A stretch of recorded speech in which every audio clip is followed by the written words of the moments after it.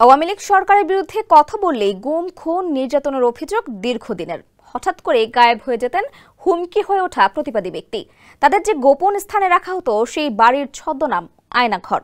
অবশেষে বুধবার দেশি বিদেশি সংবাদকর্মী ও ভুক্তভোগীদের নিয়ে সেই আয়নাঘর পরিদর্শন করলেন অন্তর্বর্তী সরকারের প্রধান উপদেষ্টা ডক্টর মোহাম্মদ ইউনূস।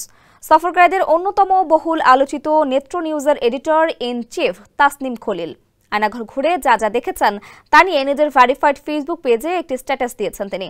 বৃহস্পতিবার দেওয়া ওই স্ট্যাটাসে আয়নাঘরের খুঁটিনাটি তুলে ধরেন তাসনিম খলিল। শিরোনাম দেন আয়নাঘরে যা দেখলাম।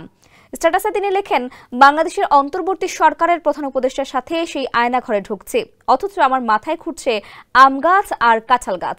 স্যান্ডেলিনা সো, রূপচর্চায় আভিজাত্য। আম গাছ কি এমন নাকি কাঁঠাল গাছ অমন? গাছ দেখলে চিনব তো।